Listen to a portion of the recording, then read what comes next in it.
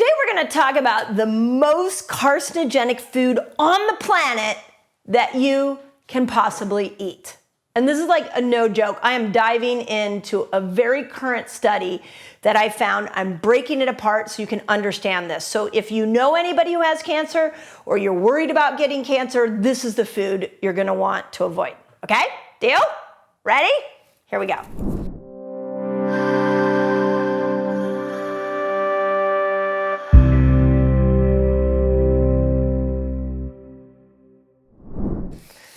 So there is a 2022 journal article done. It's on the journal is called Cancer.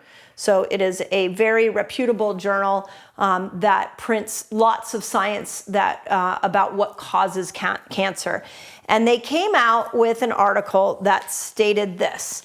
This was the conclusion. They concluded there is a strong link between excess sugar consumption and cancer, especially later in life. So when we look at food in general, we are now living in the most toxic time in human history. We have so many chemicals that are pouring into our food, that are allowed in our food, that we're eating, that are cancer causing. But of everything that we're talking about, sugar is the worst. And that's not just my opinion. That is the current research coming out of this cancer journal. And let me explain to you what sugar does that causes you to contributes to a cancer diagnosis. So here we go. There are three things. Here's the first one. The first one, and this one's so good, is that sugar increases your cancer risk independent of weight gain. So whether you know it or not, we do know that like sugar increases your chances of obesity. But just because you're skinny doesn't mean that you are not setting yourself up for diseases like cancer. In fact, non-alcoholic fatty liver disease is a major problem here, especially in America, because of toxic oils and a high sugar diet. The Western standard of diet is the cancer chronic disease causing diet, because in that diet you have high amounts of sugar, you have all the wrong fats, and you have really intense refined carbohydrates that are coming to the under the name of like flour, like refined flour. And when you put those three things together, you create this environment where cancer can thrive. But one of the things that I found so interesting about this first point, that sugar increases cancer independently of weight gain, is I've heard more stories recently about people who have been skinny their whole life, and all of a sudden they get like a pre-diabetes diagnosis or they get a cancer diagnosis, and it like sideswipes them. So this is really interesting, and I want to think about this through many lenses. Those of you who have been struggling with weight for your whole life, there's a little bit of a gift in that if you've been trying to eat in a healthy way to lose weight. It's like that visible weight gain actually made you look in the mirror and go, I need to change my food. But the problem we have with people that are very thin, and it's what I call skinny fat, meaning they look skinny on the outside, but there's fat accumulating on the inside, is they can't look in the mirror and have a visible evidence that they are gaining weight and that there's something wrong on the inside. But according to this study, what it showed was that excess sugar consumption can lead to the development of cancer and the progression of diseases for those with cancer, independent of the association between sugar and obesity. So what that really means is sugar itself is a contributor to cancer, not obesity. Now, it does cause obesity, but sugar itself, by itself, will accelerate your chances of cancer. Now, I want to explain one more thing on this before I go into the second point. When we're looking at cells in your body, the cell is going to operate off of either, if you're in a fasted state, there is going to be this trigger inside the cell that triggers something like autophagy, where the cell cleans itself up and becomes a more efficient cell. Or if there's sugar swimming inside of that cell, a lot of dysfunction and disease can form inside that cell. So what ends up happening is that the mitochondria within the cell start malfunctioning, and those be when there's a lot of sugar inside the cell. And those mitochondria are what help detox the cell.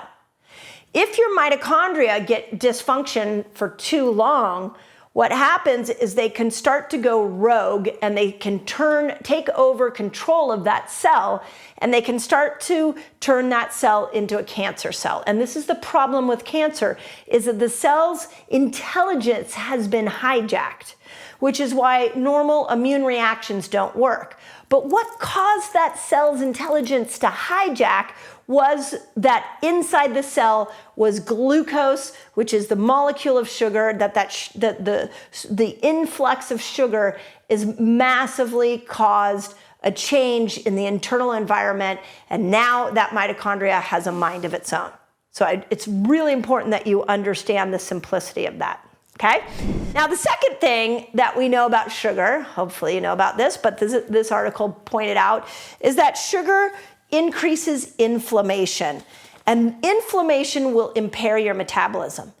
So on other videos, I've talked about things like trans fats and sugar, and how it can create a more plaquing on the inside of your arterial walls within your circulatory system.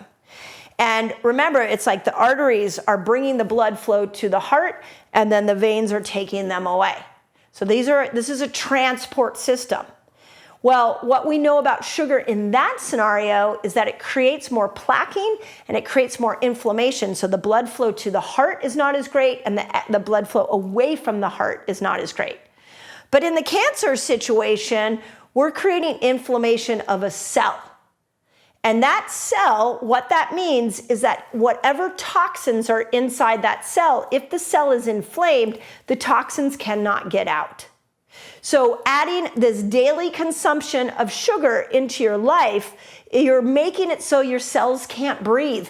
And you're making it so all those toxins stay stuck inside the cell. And you're increasing your chances of genes getting expressed and the mitochondria being hijacked. It's that powerful of a, should we call it a food group? What do we even call it? It's that sugar has that much power over your cellular health. Now, what this study, going back to the 2022 Journal of Cancers, they said a high sucrose or high fructose diet activates several mechanistic pathways, including inflammation, glucose, and lipid metabolic pathway. So a new concept that I've been really teaching is that I believe in this modern world, so many systems are getting dysregulated. And one of the biggest systems that we have that is getting dysregulated is the metabolic system. So when I read something like that, I'm like, well, okay, the immune system's getting dysregulated from sugar, which is why you're having this chronic inflammatory reaction. Inflammation is an immune response.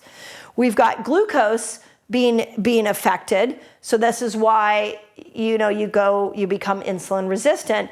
And then we have the lipid pathway, which is your body's ability to break down fats. And if you can't break down fats, those fats are going to be stored as literal fat. And an increase in obesity also means an increase in cancer. So I'm just trying to show you how this all ties together. And if you understand the complexities of this, you'll start to see that taking something as simple as sugar out of your diet really helps your chances of minimizing a cancer diagnosis. And if you have cancer, really helps your chances of recovery.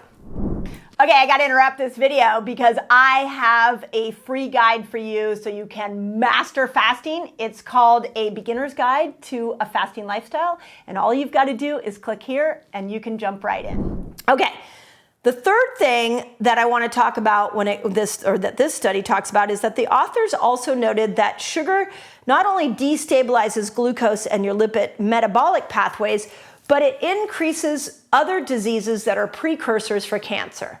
Diseases like metabolic syndrome. So it's not really a disease, it's kind of a condition. And what we know about metabolic syndrome is that it ends up creating a situation where you have you're more prone to obesity, insulin resistance, diabetes, high blood pressure, high cholesterol, and even liver enzymes. So I talked about this a lot during the pandemic. I continue to quote this, that here in America, only 12% of Americans are metabolically healthy. After the pandemic, it was as low as 8%. So we are literally looking at one ingredient causing many diseases, and ultimately could be your demise if we're not careful about taking sugar out of your diet. Which leads me to the last thing I want to tell you, which is, how do you take sugar out of your diet? Well, the first thing I'll tell you is, I have found in teaching the world how to metabolically switch and teaching the world how to fast, that when we start to fast, not only do we clean up our metabolic system, and we get our metabolic markers better, and we make our cells more insulin sensitive. We bring that inflammation down. We change the environment in the cell, but we also change our cravings. Because when we go into these fasted states, we starve out some of the fungus and some of the bacteria that are causing us to crave sugar. So if you don't know about a fasting lifestyle, you can check out my book, Fast Like a Girl, and I show you all the different levels of fasting, and the longer you fast, the more you put fasting into your routine, the more you're gonna see that your sugar cravings go away. I've seen it over and over and over again. Okay, the other thing that I wanna point out is that there are sugar substitutes that are really good and won't have this effect of increasing cancer. My favorite is coconut sugar. So coconut sugar tastes a lot like brown sugar. It's less refined, and it's lower on the glycemic index, so it doesn't spike your blood sugar as high. In my household, this is what we cook with. We all cook with coconut sugar, and I really like the taste of it. Other sugars that my community, my Reset Academy, which is our membership group, has a lot of people in that group have talked about monk fruit as one of their favorites, that it doesn't have this sort of fake taste, whereas others like erythritol and stevia. I'm not a stevia fan, but it can be a healthy sugar alternative. But the important thing to understand is that if you're sugar addicted, just learning how to metabolically switch, learning how to lean into something as simple as 12 hours of fasting, 13 hours of fasting every day, and then switching back to food. Over time, the more you do that, your cravings for sugar will go away.